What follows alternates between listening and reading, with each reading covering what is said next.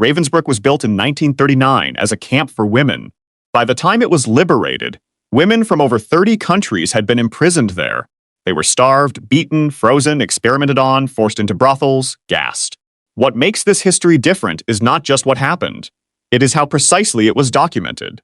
The doctors kept records, the guards kept schedules, the system treated torture as routine, and the women who survived spent the rest of their lives trying to make the world believe what had been done to them.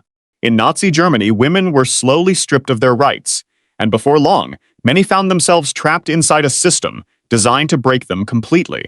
From the moment they were arrested to the horrors inside concentration camps, the brutal torture methods they faced went far beyond just punishment. At first, with Adolf Hitler rising to power in 1933, things did not look like open terror. It started quietly. Laws were passed, rights were taken away step by step, and women, especially Jewish women, political opponents, Romani women, and later women from occupied countries, were slowly pushed out of normal life. The Nazi system was built on total control, and once they had that control, they began using violence to enforce it. Women were seen as either useful or disposable.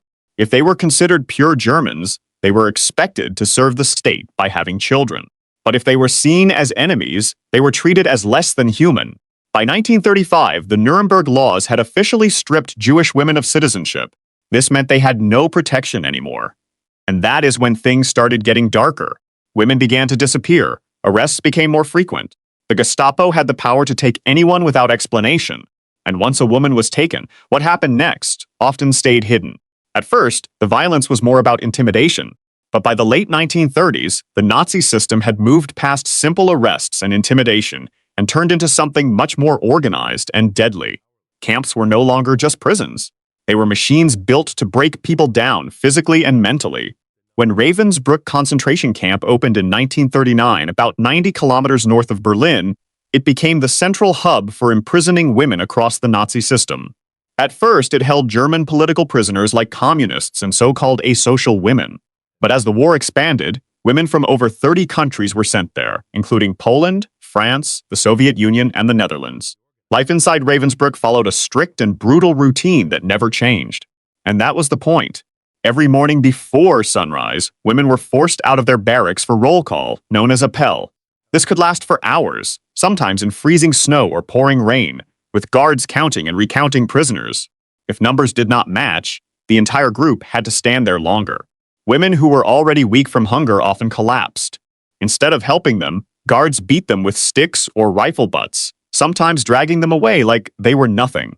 Food was another weapon. Prisoners were given watery soup made from rotten vegetables and a small piece of bread that had to last the whole day. Sometimes the bread was mixed with sawdust to make it stretch further. Women quickly became malnourished, their bodies shrinking, their strength fading. Starvation made them dizzy, slow, and confused, which then led to more punishment because they could not keep up with forced labor. Many women were assigned to work in nearby factories, including ones run by Siemens, where they built electrical parts and weapons under constant supervision. They worked long hours with almost no rest. Mistakes were punished harshly. Violence from guards was constant and unpredictable, which made it even more terrifying. And the guards themselves were about to become some of the most feared names in the camp system. Violence from guards was constant and unpredictable, which made it even more terrifying. Both male SS guards and female guards took part in the abuse. Some of the most feared female guards included Irma Grese and Dorothea Binz, who were known for extreme cruelty. They used whips, wooden sticks, and even trained dogs to attack prisoners. Women were beaten for things as small as not standing straight enough or looking in the wrong direction. Punishments were often done publicly, so others would watch and feel the fear. Irma Grese was among the most notorious. She had joined the SS in 1942 at the age of 19, and was posted to Ravensbrück before being transferred to Auschwitz and later Bergen-Belsen. Survivors described her as walking through the camp with a whip in her hand and a pistol at her hip. She carried a stick with glass embedded in the end. She would set her dogs on prisoners without warning. She personally selected women for the gas chambers. When British forces captured her at Bergen-Belsen in 1945, she showed no remorse. She was tried, convicted, and executed at the age of 22. Dorothea Binz served at Ravensbrück from 1939 until the camp's liberation in 1945. She rose to become the head of the punishment block. Witnesses testified that she beat prisoners with a whip, a wooden stick, and her fists. She was known to walk through the barracks at night, pulling women from their bunks for interrogation. During roll calls, she would walk the lines of prisoners, selecting those who looked too weak or too defiant for special punishment. After the war, she was tried by a British military court, found guilty of war crimes, and executed in 1947. But these two were not exceptions. The camp system was designed to attract and empower people like them. The SS recruited women specifically for guard positions, training them to see prisoners not as human beings but as objects to be controlled. The training emphasized hardness. Compassion was treated as weakness. Violence was treated as professionalism. The barracks themselves reinforced this dehumanization. Hundreds of women were packed into spaces meant for far fewer people. There were no proper beds, just wooden bunks stacked on top of each other, often shared by multiple prisoners. Lice and disease spread quickly, especially typhus, which killed thousands. There was almost no medical care, and sick women were often left to die unless they were selected for something worse. One of the most feared places in the camp was the punishment block.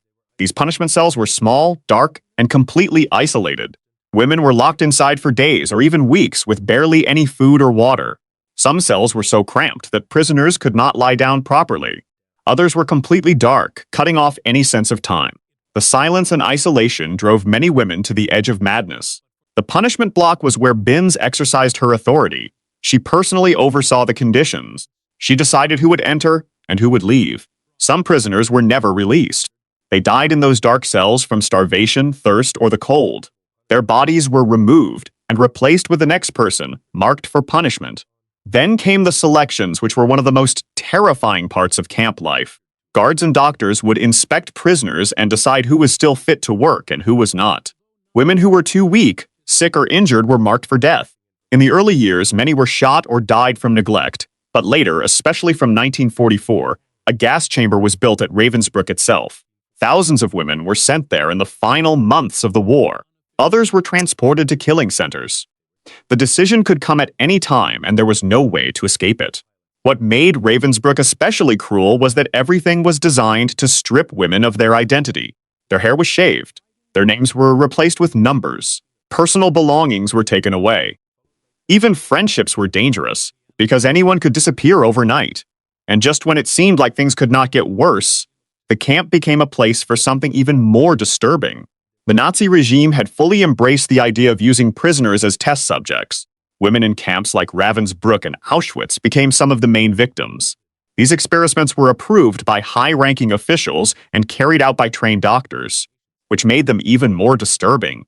The Nazi regime had fully embraced the idea of using prisoners as test subjects. Women in camps like Ravensbrück and Auschwitz became some of the main victims.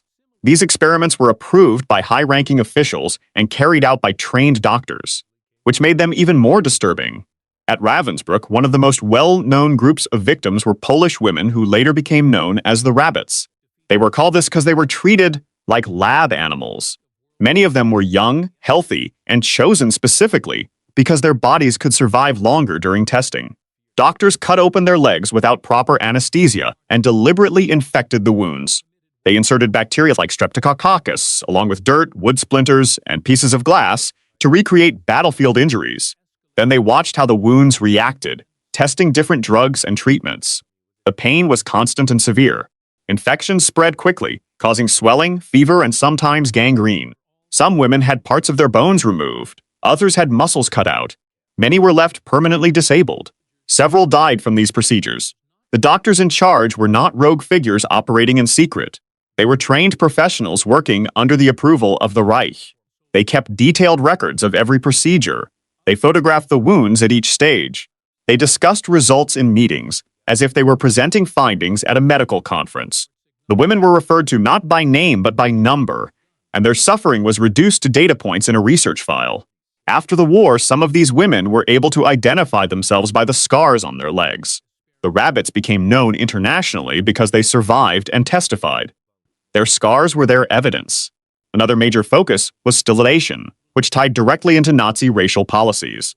The regime wanted to stop certain groups from having children, especially Jews, Romani people, and others they labeled as undesirable. Women were forced into sterilization experiments that were incredibly painful and often deadly. Some were exposed to high doses of radiation aimed at their reproductive organs, which caused severe burns, internal damage, and long-term suffering. Others were injected with chemicals that destroyed their ability to have children. Surgical sterilization was also performed, often without proper medical care or anesthesia, leading to infections and death in many cases. The logic behind these experiments was not medical necessity, it was ideological. The Nazis believed they could engineer a pure population, and they wanted to develop methods that could be applied quickly and cheaply across occupied territories. The camps provided them with an unlimited supply of test subjects who could not refuse, could not complain, and could be disposed of when the experiment was finished. At Auschwitz, the scale of experiments was even larger. Doctors like Josef Mengele became infamous for their actions. While he is mostly known for his work on twins, women were also heavily involved in his experiments, especially in studies related to reproduction and genetics. Pregnant women were in an especially dangerous position. Many were killed immediately upon arrival, but others were kept alive temporarily, so doctors could observe pregnancy under extreme conditions. Afterward, both the mother and child were often killed so their bodies could be examined. Some women were injected with unknown substances, including chemicals and diseases, just to see how their bodies would react. There was no treatment afterward. The point was not to heal. The point was to document the decline and then examine the organs.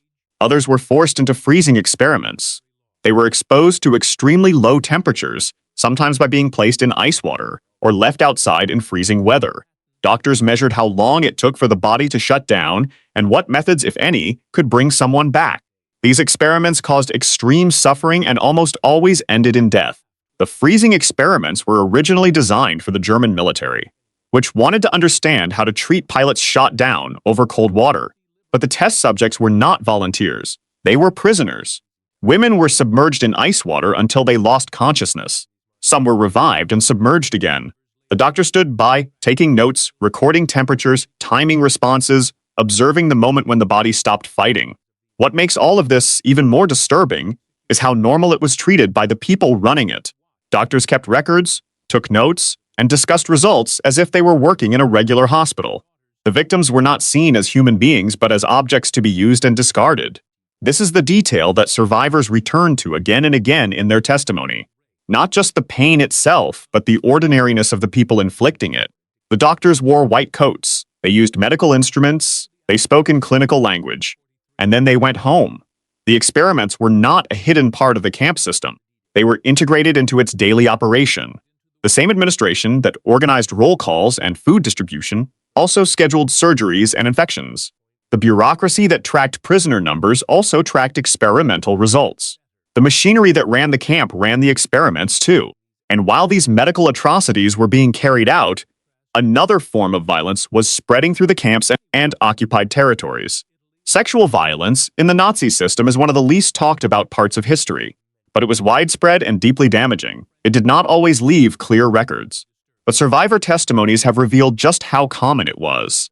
Sexual violence in the Nazi system is one of the least talked about parts of history, but it was widespread and deeply damaging. It did not always leave clear records, but survivor testimonies have revealed just how common it was, both inside the camps and in occupied territories. At places like Ravensbrück and Auschwitz, humiliation often started the moment women arrived. They were forced to undress completely in front of guards and other prisoners during intake procedures. This was presented as a health inspection. In reality, it was meant to strip away dignity and create a sense of total helplessness right from the start. These forced nudity inspections did not just happen once. They were repeated regularly, often under harsh conditions, and with guards shouting or physically abusing prisoners. Women were made to feel exposed and powerless, which was exactly the goal. Over time, this constant humiliation broke down their sense of identity and self-worth. The loss of clothing was not merely practical, it was symbolic. In a society where modesty carried deep cultural and personal meaning, being stripped in front of strangers, in front of men, in front of anyone who happened to be watching, was a deliberate attack on personhood. Guards mocked women's bodies. They made comments. They treated nakedness as a form of entertainment. In 1942, the Nazis introduced a system of camp brothels in several concentration camps, including Auschwitz. Women often selected from Ravensbrück were forced into sexual slavery. They were told they would receive better treatment. In reality, they were trapped in a different kind of nightmare. They were forced to have sex with male prisoners under strict supervision. Refusal was not an option. Many of these women were already weak and sick, which made the abuse even more devastating. The male prisoners who were permitted to use the brothels were typically privileged inmates, kapos, or others who had earned special status within the camp hierarchy. This system was officially organized, showing how deeply normalized exploitation had become. It was not a secret, it was policy. The brothels had rules, they had schedules. They had records of which women were assigned to which rooms. The bureaucracy that managed the camps extended to this too. The same administration that counted prisoners at roll call also managed the rotation of women through the brothel barracks. The women selected for these brothels were promised better food, lighter work, and the possibility of survival. For some, it was the only way to avoid immediate death. But the promises were largely lies. The conditions were brutal, disease spread rapidly, many women died within months. When they became too sick or too weak to continue, they were sent back to the general camp population or selected for the gas chambers. Outside the camps in occupied countries, sexual violence was even less controlled and often more brutal. During mass arrests, house raids, and interrogations, women were frequently assaulted by soldiers and officers. In Eastern Europe, especially during the invasion of the Soviet Union, reports of mass rape became widespread. Women of all ages were targeted, and there was almost no accountability for those responsible. The system either ignored these crimes or allowed them to continue. Commanders rarely punished soldiers for sexual violence. It was treated as an inevitable part of war, something that happened when men were given weapons and power over civilians. The victims were left with no recourse. Reporting an assault meant revealing yourself to the same authorities who had committed it or condoned it. Pregnancy in these conditions was extremely dangerous. In the camps, pregnant women were often seen as useless and were either executed immediately or forced into abortions under horrific and unsafe conditions. Some women tried to hide their pregnancies for as long as possible, but it was almost impossible to survive. In many cases, newborn babies were killed shortly after birth, especially if they were not considered racially acceptable. The arrival of a pregnant woman at a camp typically meant immediate selection for death. There was no provision for childbirth in the camp system, because the camp system was not designed to sustain life. It was designed to end it. Women who arrived visibly pregnant were sent directly to the gas chambers. Women whose pregnancies were discovered later faced the same fate. A few women managed to give birth in secret, hiding their infants in the barracks, but survival for both mother and child was almost unheard of. The conditions were too harsh. The guards were too watchful. The system was too efficient. Young girls were also victims of this system. Age offered no protection. Teenagers and even younger girls faced the same risks as adult women. The camps did not distinguish between a woman of 40 and a girl of 14 when it came to forced labor, medical experiments, or sexual violence. The system had reduced all of them to the same category: prisoners, bodies to be used and discarded. This same pattern of Nazi brutality followed in places like France in 1940 and deep into the Soviet Union after 1941. Behind the front lines, the Gestapo and the SS worked to crush any kind of resistance. And women quickly became part of that fight, whether they planned to or not.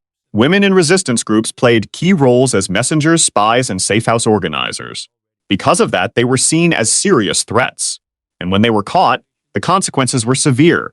Women in resistance groups played key roles as messengers, spies, and safe house organizers. Because of that, they were seen as serious threats.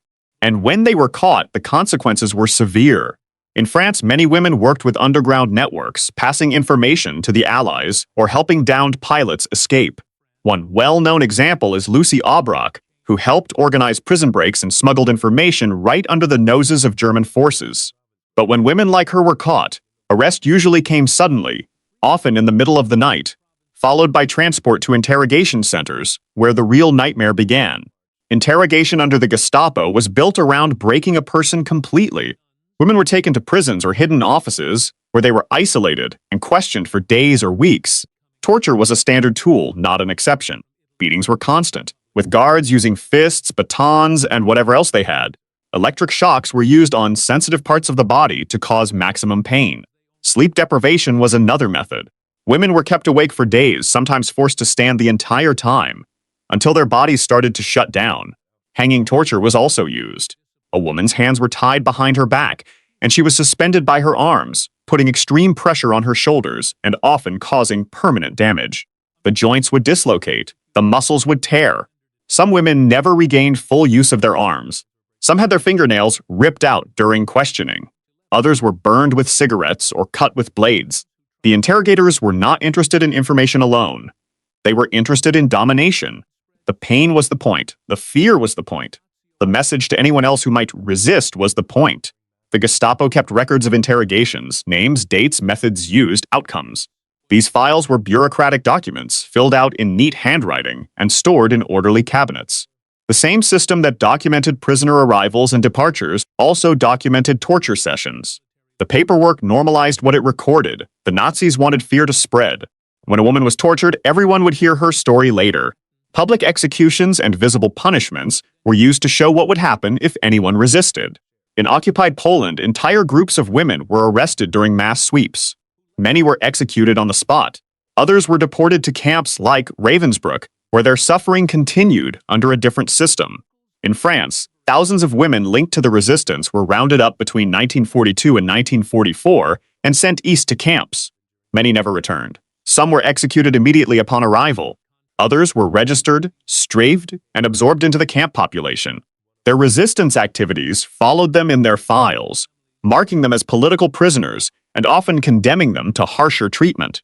Transport itself was a form of torture.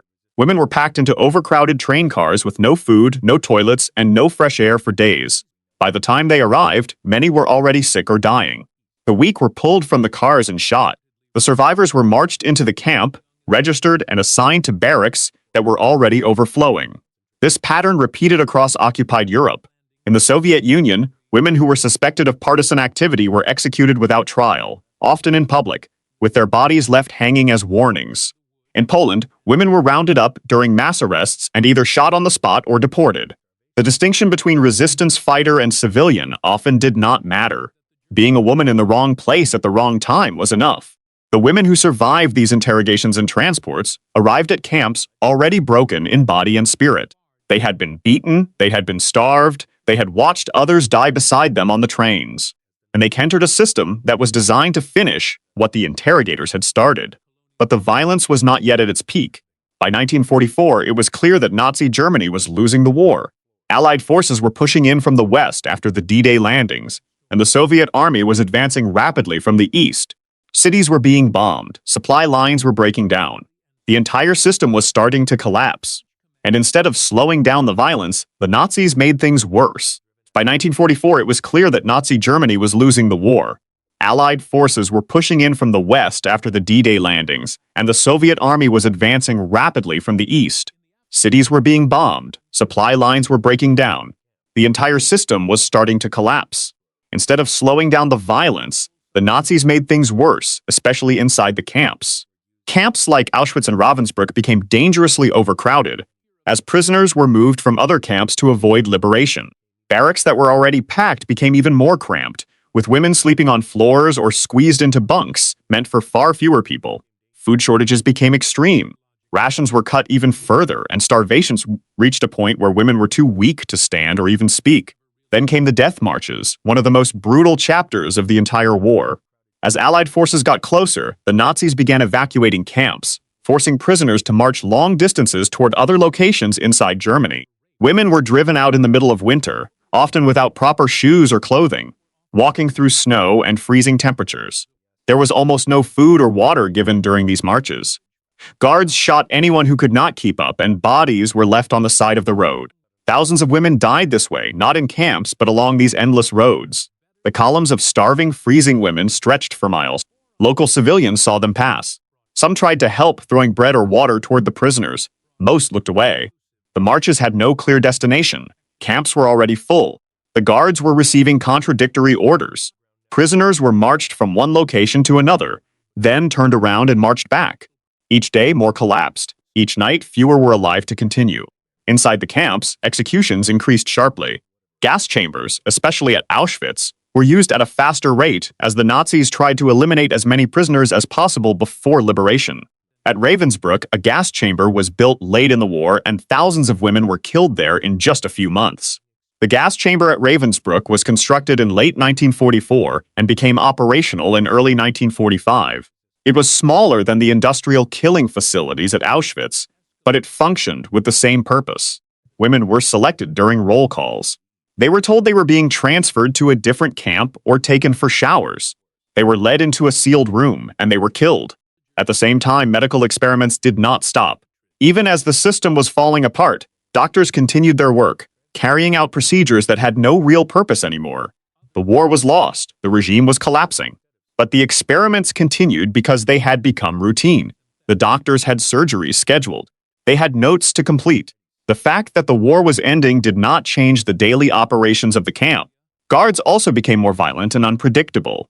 They knew the end was near, and many were trying to cover up what they had done. Records were burned, buildings were destroyed. In some cases, prisoners were killed simply to remove witnesses. Others were abandoned without food or care as guards fled. The structure of the camps began to break down, but the danger did not disappear. It just became more chaotic. For the women still trapped inside, these final months were some of the worst they had ever experienced. They were already exhausted, starving, and traumatized. Now they were being pushed even further, with no idea if they would survive another day. The chaos created new dangers. With guards fleeing, some prisoners attempted escape. Most were caught and executed. Others hid in the barracks, hoping to survive until liberation. Disease spread unchecked in the overcrowded conditions. Typhus killed thousands in the final weeks. The dead were piled in corners because there was no one left to remove them. Then, almost suddenly, after years of suffering, everything changed in 1945. Soviet troops arrived at Auschwitz in January 1945. They found warehouses filled with clothing, shoes, and human hair. They found crematoria that had been operating until the final hours. They found prisoners who were barely alive, skeletons with skin stretched over bone, too weak to stand or speak. Later, when other Allied forces reached places like Ravensbrück concentration camp, they found thousands of women still alive, but in terrible condition. Many were extremely thin, weighing far below normal. Their bodies were weak from starvation and disease. Some were too exhausted to even react to being freed. The liberators were often stunned by what they encountered. They had heard reports of the camps, but the reality was beyond anything they had prepared for. Soldiers who had fought through years of war wept at the sight of the survivors. Medical teams worked for days just to stabilize those who could be saved. Many died in the hours and days after liberation, their bodies too damaged to recover. The camps themselves were filled with evidence of what had happened. Piles of bodies, abandoned barracks, and storage areas filled with personal belongings taken from prisoners showed the scale of the system. Survivors began telling their stories, and slowly, the full picture started to come together. What had been hidden behind walls and barbed wire was now out in the open. After the war ended, efforts were made to hold those responsible accountable. The most famous trials took place during the Nuremberg trials, starting in late 1945. Leading Nazi officials, doctors, and camp personnel were brought to court. Some of the doctors involved in experiments were tried in what became known as the doctor's trial.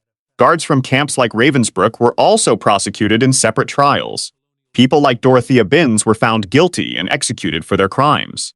Irma Grese was tried at the Belsen trial, convicted and hanged at the age of 22. Josef Mengele escaped to South America and was never captured. He lived for decades under a false identity and drowned in Brazil in 1979. But for survivors, justice in court did not erase what they had gone through. Many women left the camps with serious health problems that lasted for the rest of their lives. Injuries from beatings, experiments, and starvation never fully healed. The women known as the rabbits carried scars on their legs for decades. Those who had been subjected to sterilization experiments could never have children. Those who had been frozen suffered chronic pain and nerve damage. The physical consequences of the camps did not end with liberation. The psychological impact was just as heavy: nightmares, fear, trauma. These stayed with them long after the war ended. Some survivors reported that they could not sleep in a bed for years because the softness felt wrong after years of wooden bunks. Others could not stand to hear a whistle or a shout without their bodies reacting as if they were back in the camp. Some women chose to speak about their experiences, helping historians and investigators understand what had happened. They gave testimony at trials. They wrote memoirs. They spoke to school groups and researchers. They told their stories not because they wanted to relive them, but because they believed the world needed to know. They understood that silence had been a weapon of the perpetrators, and they refused to let that weapon remain in enemy hands. Others stayed silent, unable or unwilling to relive those memories. No one who survived the camps owed anyone their story. The choice to speak or to remain silent was itself a form of agency reclaimed after years of having every choice stripped away. The rabbits became internationally known because they survived and testified. In 1958, several of them traveled to the United States to receive medical treatment and to share their experiences. Their scars were photographed and published. They became living evidence of what the Nazi regime had done. Their testimony helped ensure that the experiments conducted at Ravensbrück would not be forgotten or dismissed as rumor. What becomes clear when looking back at all of this is that none of it happened by accident. The torture, the camps, the experiments, they were all part of a system built step by step. Once the idea took hold that certain groups of people were less valuable, everything else followed in a chain that became harder and harder to stop. The legal discrimination of the Nuremberg laws made arrest possible. Arrest made imprisonment possible. Imprisonment made forced labor possible. Forced labor made starvation and disease inevitable. And once prisoners were already starving and sick, the medical experiments and the gas chambers became, in the minds of those running the system, simply the next logical step. Each stage of the system depended on the stage before it. Each new level of violence was built on the foundation of the previous one. The doctors who conducted experiments did not start by cutting into living human beings. They started by accepting that certain people were not fully human. Once that acceptance was in place, everything else followed. The women who survived Ravensbrück, Auschwitz, and the other camps were not just victims. They were witnesses. They carried the truth of what had happened out of the camps with them, and they spent the rest of their lives making sure that truth was heard. Their numbers grow fewer each year. The youngest survivors are now in their 90s. Soon there will be no one left who can say, "I was there. I saw it. It happened to me." What remains after them are the records, the testimony, the photographs, the scars on the legs of the women who were called rabbits, the documents the doctors kept, the files the Gestapo maintained, the evidence that the perpetrators themselves created, believing no one would ever hold them to account. And the question that remains is not only about the past, it is about what we do with what we know, whether we remember, whether we listen, whether we recognize the pattern when it begins again, not with gas chambers and medical experiments, but with laws, with labels, with the quiet dehumanization that makes everything else possible. Because the women who survived told their stories for a reason, not for sympathy, not for revenge, but so that the world would know what happens when a system decides that some people are less than human, and so that the world would not let it happen again.